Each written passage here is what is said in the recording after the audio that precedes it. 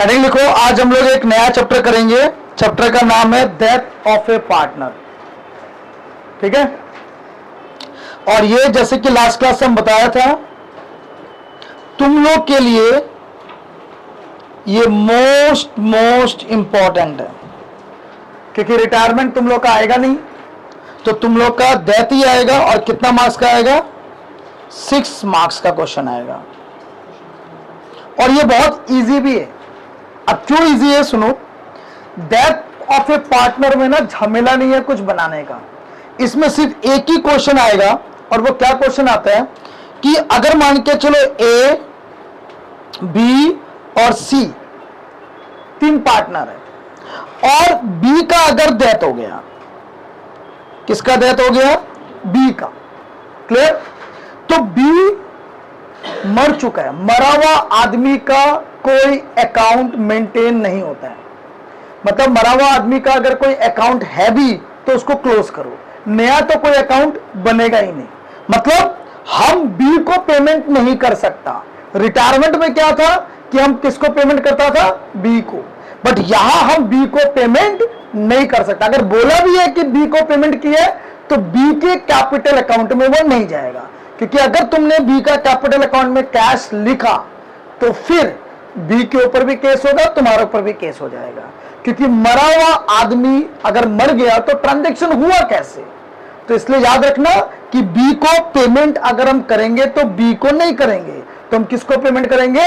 उसका legal higher को, उसका लीगल रिप्रेजेंटेटिव को, जिसे कहते हैं बी का एग्जीक्यूटर। क्या बोलते हैं हम लोग उसको?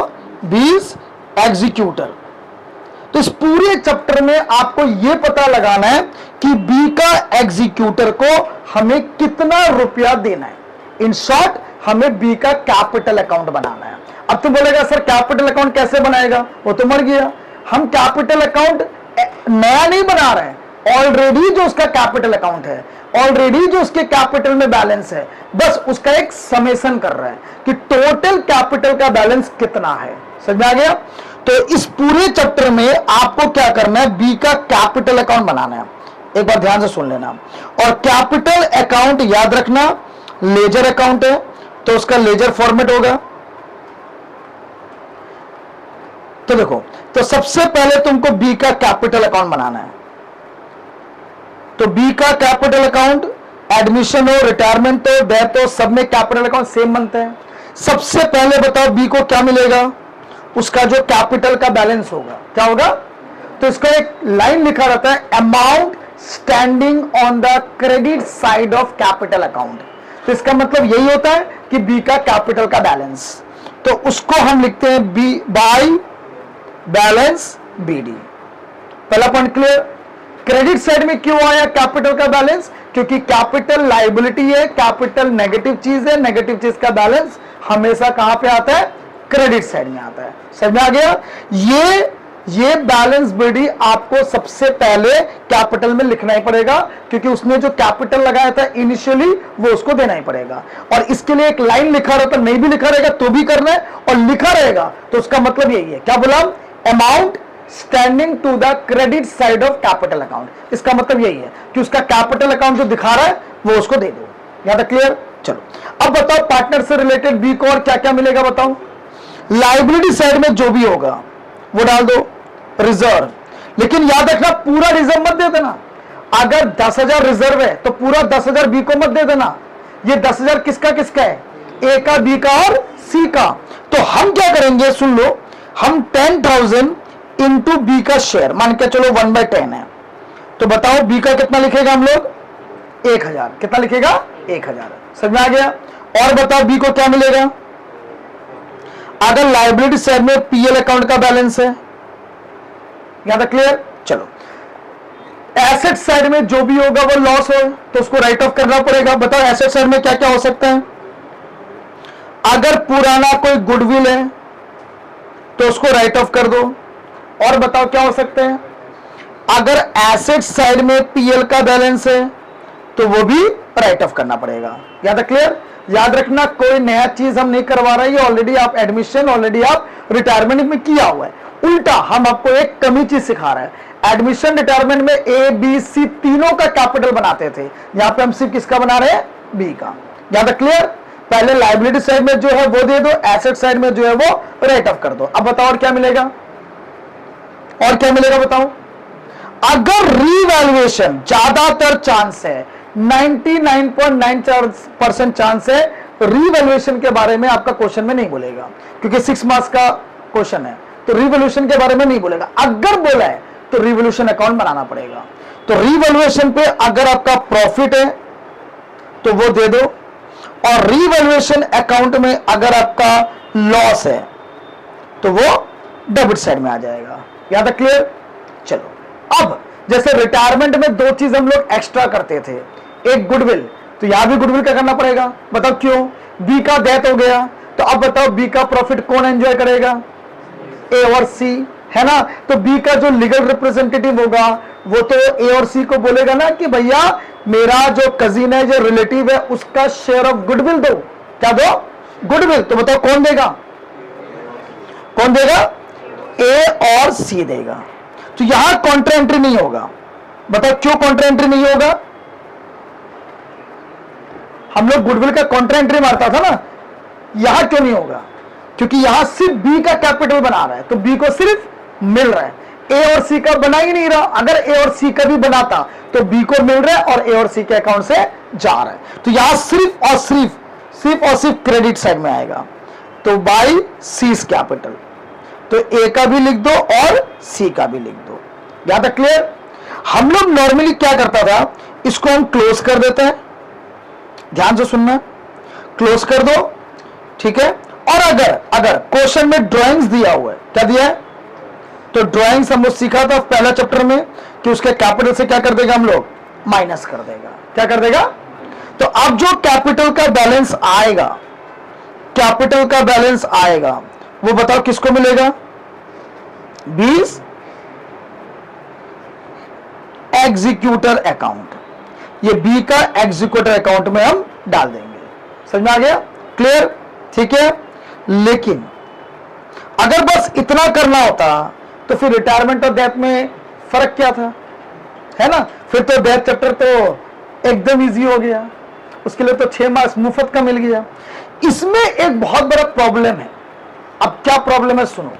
रिटायरमेंट ज्यादातर क्या होता है कि मान के चलो मेरे को रिटायरमेंट लेना है ना, तो हम क्या करेंगे, अंडरस्टैंडिंग के हिसाब से या तो 1 अप्रैल को हम रिटायरमेंट लेगा, या तो 31 मार्च को रिटायरमेंट लेगा, या तो अकाउंट जब क्लोज कर रहा है तब रिटायरमेंट लेगा, या जो स्टार्ट कर रहा है तब रिटायरमेंट लेगा। तो इससे क्या होता है, हमारे अकाउंटिंग पीरियड में कोई फर्क नहीं पड़ता। लेकिन डेथ क्या बोल के होगा, डेथ तो कभी भी हो सकता है कि नहीं।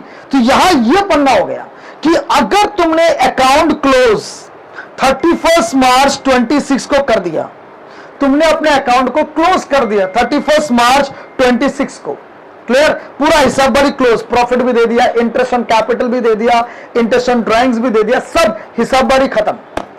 लेकिन इसका डेथ हो गया 30 जून को, कितना तारीख को, तो बताओ वो कितना महीना एक्स्ट्रा काम किया। अब बहुत जन गलती क्या करता है, पहले वो बता देता है, जून के बाद काउंट करने लग जाता है।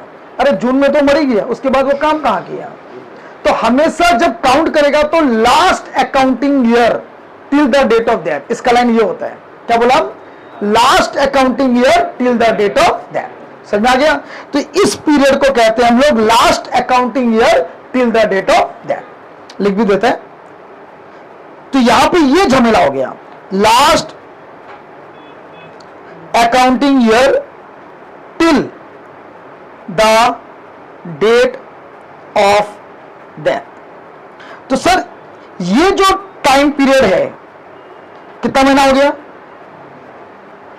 कितना महीना हो गया, 3 अप्रैल मई जून।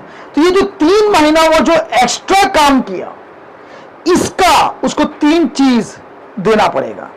पहला, जो भी वो कैपिटल लगाया उसका इंटरेस्ट, बताओ उसका इंटरेस्ट हम लोग कहां तक दिया हुआ है, 31 मार्च तक तो दे दिया होगा ना भाई। 31 मार्च को अकाउंट अगर क्लोज हुआ है तो सारा हिसाब बढ़ी हुआ होगा, मतलब कैपिटल का इंटरेस्ट भी हम लोग दे दिया होगा। कब तक दिया होगा, 31 मार्च तक, लेकिन वो काम कितना महीना तक किया? जून तक। मतलब उसका कैपिटल हमारे बिजनेस में और कितना महीना था? 3 महीना। तो ये 3 महीना का उसको हमें क्या देना पड़ेगा? और इंटरेस्ट देना पड़ेगा। समझ में आ गया? तो हमें यहां पे इंटरेस्ट ऑन कैपिटल निकालना पड़ेगा। समझ में आ रहा है? कितना महीने का निकालेगा? क्यों 3 महीने का निकालेगा? समझ में आ गया? क्योंकि 31 मार्च तक तुम्हारा पेमेंट ऑलरेडी हो चुका होगा। अब तुम बोलेगा सर अगर नहीं हुआ, कैसे नहीं होगा? 31 मार्च को अकाउंट क्लोज हो रहा है और अकाउंट हम करते ही है क्लोज हिसाबरी मेंटेन करने के लिए, तो ऑब्वियस सब आता, प्रॉफिट, इंटरेस्ट, सब का हिसाबरी कंप्लीट हो गया होगा। लेकिन ये जो 3 महीना एक्स्ट्रा काम किया, तो उसका कैपिटल भी तो बिजनेस में था, तो उसका इंटरेस्ट उसको देना पड़ेगा। तो मान के चलो ऐसे एग्जांपल ले रहे हैं कि उसका कैपिटल 1 लाख है। कितना? रेट ऑफ इंटरेस्ट को, अच्छा खुद का उस्ताद ही नहीं मारना है। अगर क्वेश्चन में बोला कि इंटरेस्ट एंड कैपिटल प्रोवाइड करने के लिए, तो ही देना है। अगर कहीं भी नहीं लिखा इंटरेस्ट एंड कैपिटल प्रोवाइड करने के लिए, तो as per partnership deed interest and capital silent है, तो हमें इंटरेस्ट एंड कैपिटल देने का दरकार नहीं है। कैलकुलेशन मत करना। समझ में आ गया? बट अगर क्वेश्चन में मेंशन है 10%, तो 10/100 इंटू क्या कर देना? 3/12। समझ में आ गया? तो जो भी आया बताओ कितना आया? 0 0 0 0, 3 1 जा 3, 4 जा 2, 2 जा 2, 5 जा 2, 5 जा कितना? 2500। समझ में आ गया? तो ये इंटरेस्ट उसको देना पड़ेगा। तो जैसे ही हम लोग इंटरेस्ट देंगे, तो हम यहां पे लिखेगा क्रेडिट साइड में इंटरेस्ट ऑन कैपिटल, उसको दे देंगे। समझ में आ गया? क्लियर है यहां तक? चलो एक चीज हो गया। नेक्स्ट इसी तरह से अगर मान के चलो उसने कोई पैसा विड्रॉ किया है और according to agreement interest on drawings charge करना है, तो उसको 3 महीने का इंटरेस्ट भी देना होगा।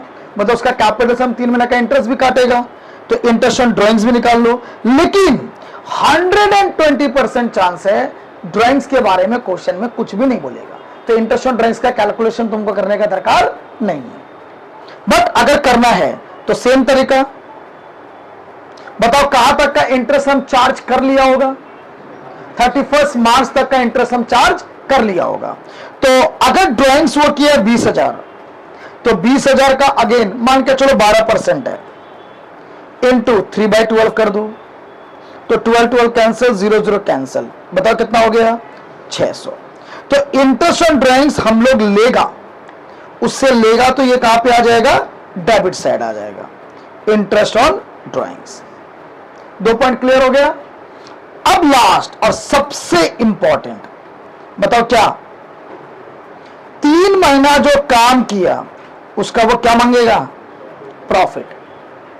क्योंकि 3 महीना बिजनेस का सेल तो हुआ होगा, तो सेल हुआ तो बिजनेस का क्या हुआ होगा?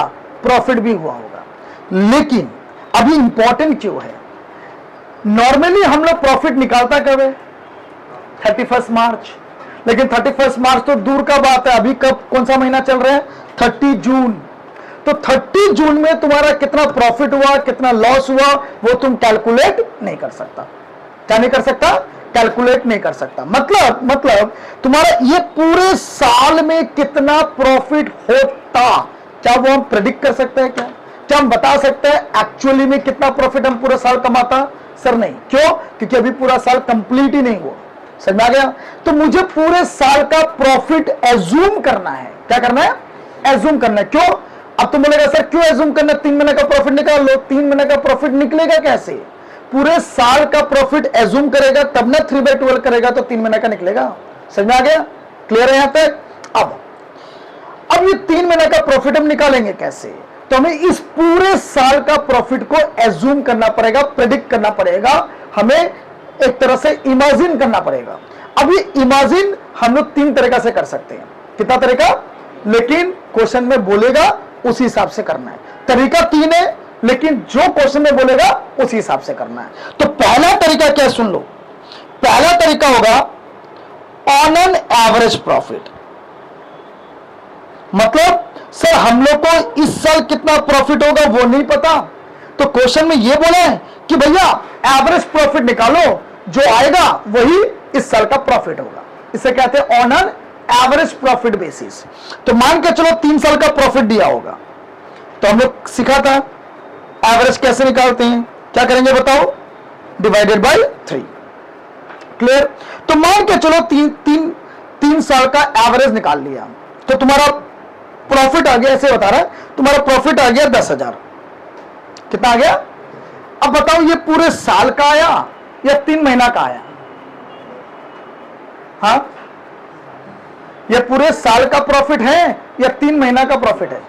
सब पूरे साल का। एवरेज प्रॉफिट वो मत देखो डिवाइडेड बाय 3, वो तो 3 साल का प्रॉफिट है इसलिए डिवाइडेड बाय 3 किया हम लोग। ये जो प्रॉफिट है ये किसका है? पूरे साल का। हमें निकालना कितना महीना का है?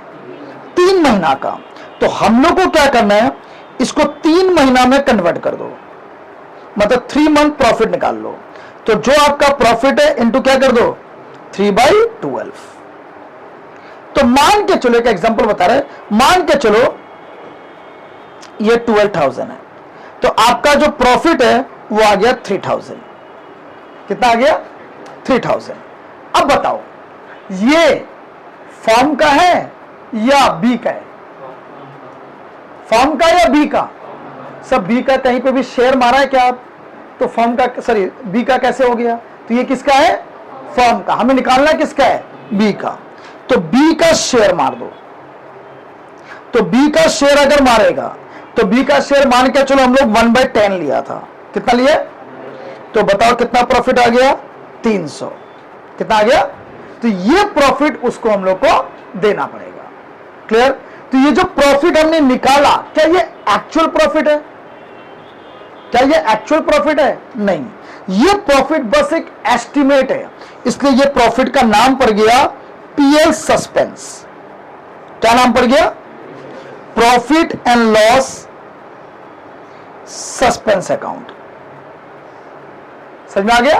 और इसका जर्नल एंट्री होता है, मान के चलो बी को देना है तो हम एंट्री मारेगा PL suspense account debited to, किसको मिल रहा है?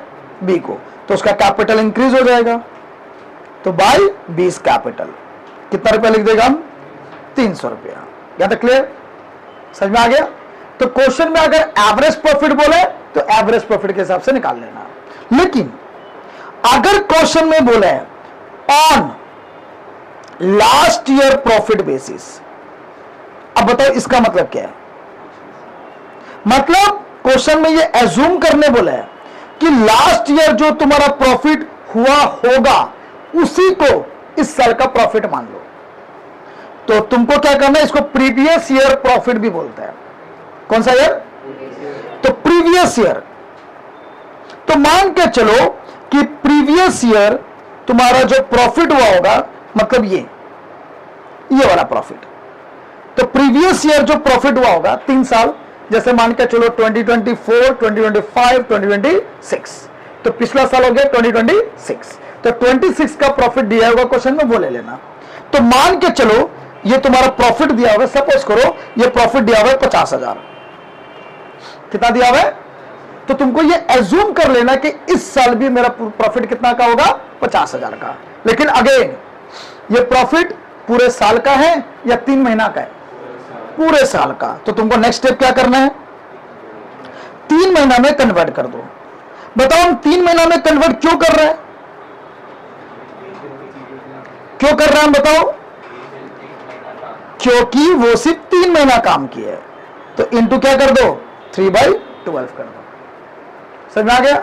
तो 3/12 कर दो तो उसका 3 महीना का प्रॉफिट आ गया। अगेन ये फर्म का है या बी का? फर्म का।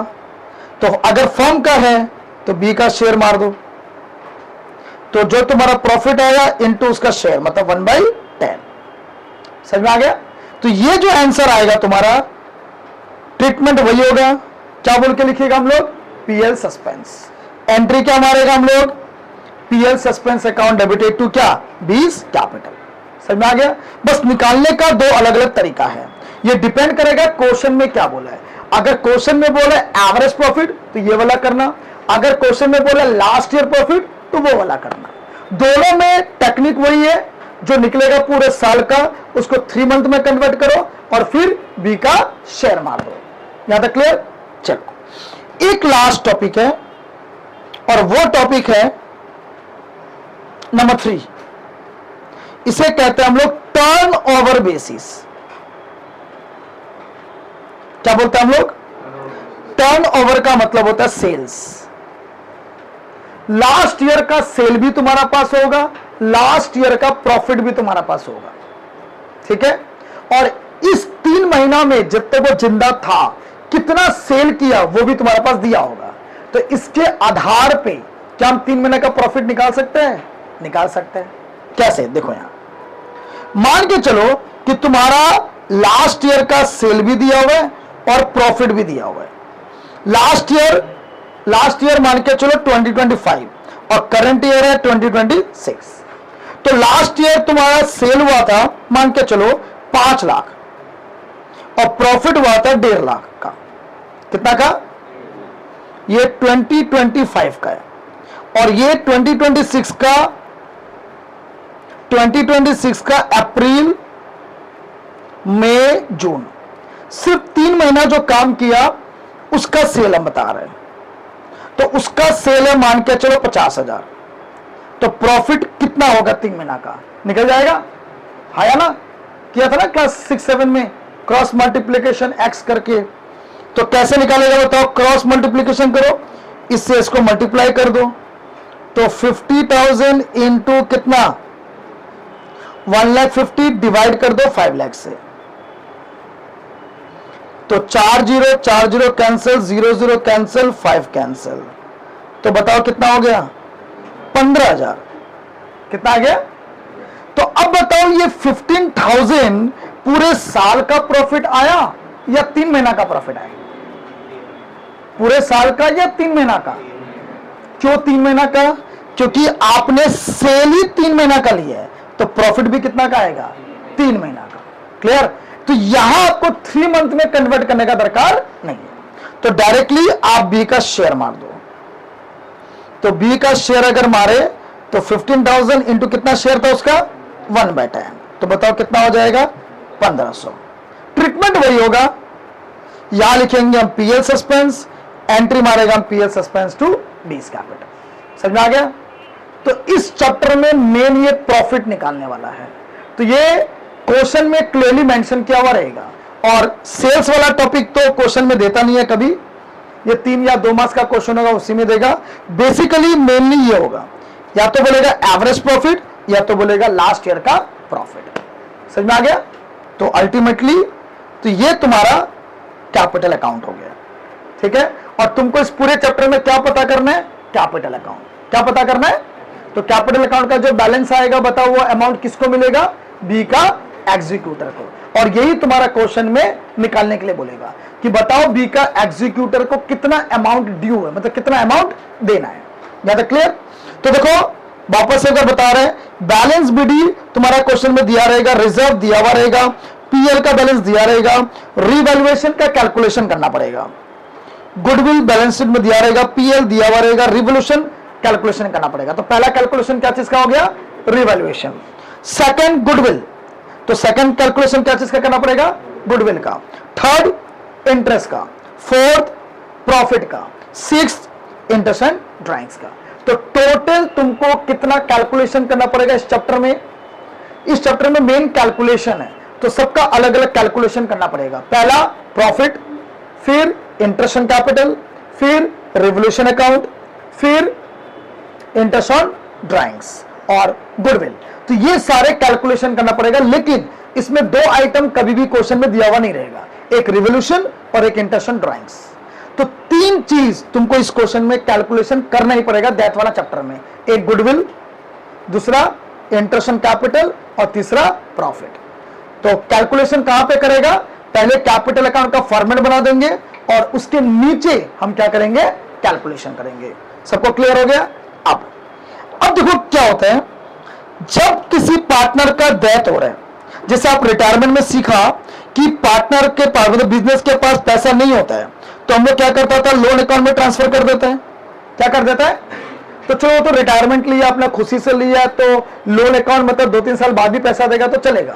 लेकिन यहां तो किसी का डेथ हो गया और डेथ का समय अगर उसके एग्जीक्यूटर को पैसा नहीं मिलेगा तो वो आगे का काम कैसे होगा? तो इसीलिए हर एक बिजनेस ये प्रैक्टिस में रहता है कि वो लोग अपना पॉलिसी करवाता है, लाइफ पॉलिसी, उसे कहते हैं जॉइंट लाइफ पॉलिसी। क्या कहते हैं? Joint life policy. मतलब ए बी सी तीनों मिलके अपना एक पॉलिसी करवाएगा। क्या करवाएगा? पॉलिसी। इसे कहते हैं जॉइंट लाइफ पॉलिसी। अब ध्यान से सुनना, हम जो बोलना चाह रहे हैं। देखो, अगर मैंने जॉइंट लाइफ पॉलिसी करवाया, सुनना, अगर मैंने मतलब बिजनेस, तो बिजनेस ने जॉइंट लाइफ पॉलिसी करवाया, मान के चलो जॉइंट लाइफ पॉलिसी करवाया 1 लाख का। कितना का? 1 लाख का पॉलिसी करवाने का मतलब क्या होता है कि सर अगर कुछ भी हुआ, किसी का डेथ हुआ, पॉलिसी का पैसा कब मिलेगा? 2 कंडीशन में। एक, पॉलिसी अगर 5 साल का है तो जैसे 5 साल कंप्लीट हुआ तो नेक्स्ट ईयर तुमको पूरा पैसा मिल जाएगा। और एक, अगर 5 साल कंप्लीट नहीं भी हुआ, अगर पहला साल में किसी का डेथ हो गया तो भी पूरा पैसा मिल जाएगा। इसलिए इसका नाम ही है जॉइंट लाइफ पॉलिसी। कौन सा पॉलिसी? तो मान के चलो 1 लाख का पॉलिसी करवाया, सुन लेना, ए बी सी ने 1 लाख का पॉलिसी करवाया, तो ये पॉलिसी का पैसा एक बार में हम कंपनी को नहीं देता है। अगर 5 साल का पॉलिसी है तो हम 20-20 हजार करके देगा। कितना कितना करके? 20,000 20,000 20,000 20,000 20,000। तो 5 महीना उसको हम पेमेंट करेगा, सॉरी 5 साल उसको पेमेंट करेगा। क्लियर? तो उसके पास कितना रुपया चला जाएगा? कितना? 1 लाख चला जाएगा। फिर 6ठा साल में अगर किसी का डेथ नहीं हुआ तो पूरा 1 लाख बोनस के साथ मिल जाएगा। याद है? क्लियर? अब जो बोलने चाह रहे वो सुनना, मैंने 1 लाख का पॉलिसी कराया, इसका मतलब ये नहीं कि पॉलिसी वाले को पूरा का पूरा 1 लाख का पेमेंट कर दिया। पहला साल हम उसको कितना देगा? 20। कितना? पहला साल उसको 20 दिया, पॉलिसी करवाया, पॉलिसी स्टार्ट हो गया, और उसका 2 दिन बाद ही बी का डेथ हो गया। 2 दिन बाद ही बी का डेथ हो गया। तो अब बताओ इंश्योरेंस कंपनी कितना पैसा देगा? कितना? पूरा 1 लाख। कितना? इसीलिए तुम्हारा पापा और हम लोग लाइफ पॉलिसी करा के रखते हैं। पापा से जाके पूछना पॉलिसी करवाया होगा, ताकि आज अगर मान के चलो 1 करोड़ का पॉलिसी कराया, कितना का? 1 करोड़ का पॉलिसी करवाया, और 1 करोड़ का मान के चलो प्रीमियम हो गया 50,000, मैंने 50,000 दिया, देने के ठीक दूसरे दिन बी का डेथ हो गया, तो पूरा फैमिली को कितना मिलेगा? 1 करोड़ मिलेगा। तो ये लाइफ पॉलिसी का बेनिफिट है। ये लाइफ पॉलिसी का क्या है? बेनिफिट है। समझ में आ गया? तो अब बताओ, सुन लो, तो जॉइंट लाइफ पॉलिसी मैंने कितना का करवाया? 1 लाख का। ठीक है? और नीचे लिखा है कि बी का डेथ हो गया। तो पहले तो ये बताओ कि हम लोग को कितना अमाउंट मिलेगा? अमाउंट हम लोग को कितना रिसीव होगा? पूरा का पूरा क्या? 1 लाख। समझ में आ गया? क्लियर? और ये 1 लाख बताओ किस में बटेगा? ए बी, और खाली बी को नहीं मिलेगा, याद रखना, पॉलिसी तीनों का है, तो किसको मिलेगा? ए बी और सी। तो अगर जॉइंट लाइफ पॉलिसी दिया हुआ है क्वेश्चन में, तो बस उसका यही काम करना है कि जॉइंट लाइफ पॉलिसी, जो बी का हिस्सा है वो बी को दे देंगे। समझ में आ गया? तो आप टोटल कर दो, टोटल करके जो बैलेंस आएगा वो किस में चला जाएगा? बी का एग्जीक्यूटिव अकाउंट। समझ में आ गया? तो इस चैप्टर में 2-3 चीज तुमको नया मिला। एक प्रॉफिट का, एक इंटरेस्ट का, और एक जॉइंट लाइफ पॉलिसी का। समझ में आ गया? चलो इसको नोट कर लो।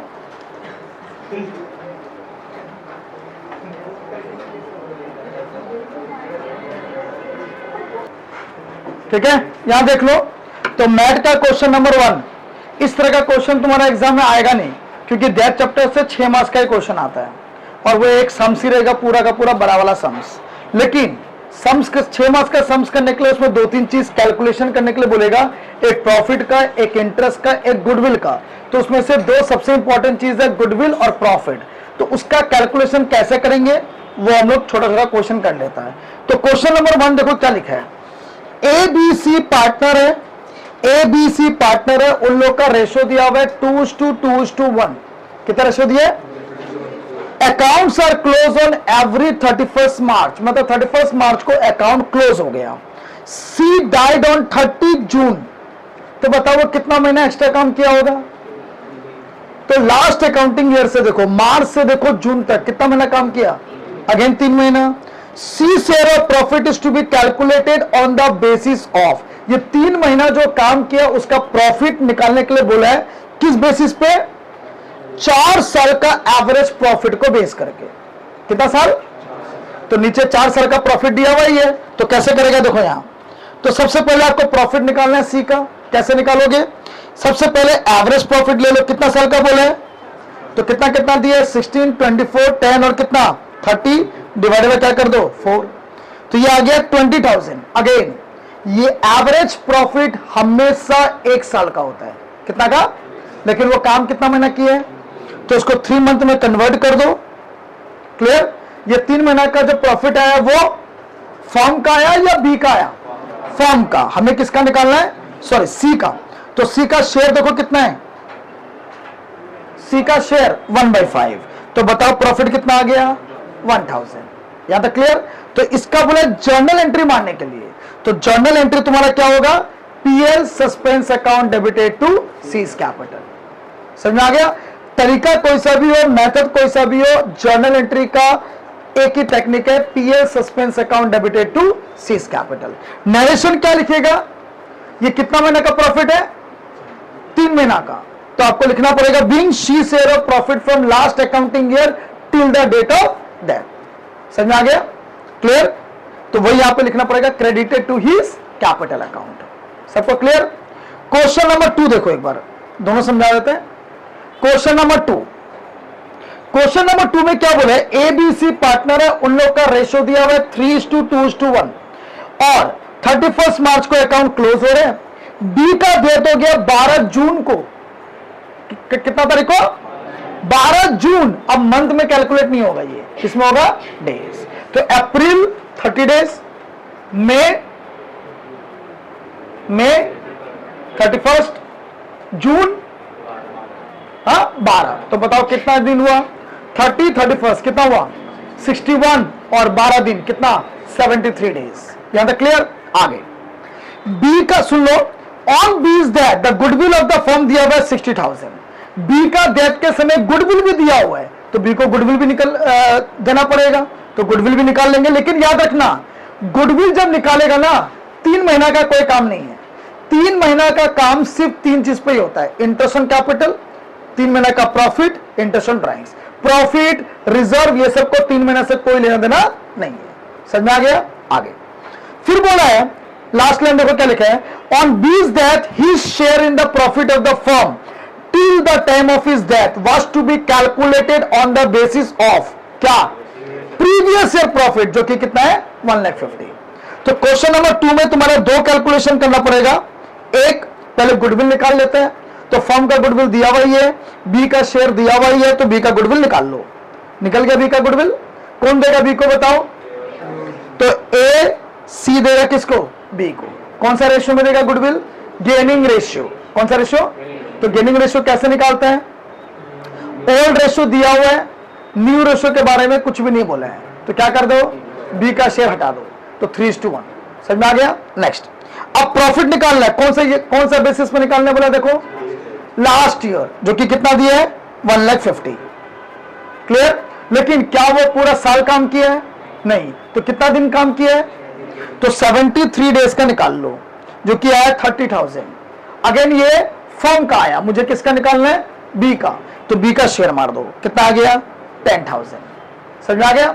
तो ये जो 10,000 आया, एंट्री वही रहेगा। एंट्री क्या मारेगा हम लोग? PL suspense to B's capital. समझ में आ गया? तो क्वेश्चन नंबर 1 में एवरेज प्रॉफिट से निकालना है, और क्वेश्चन नंबर 2 में प्रीवियस ईयर का प्रॉफिट से निकालना है। समझ में आ गया? चलो फटाफट नोट कर लो।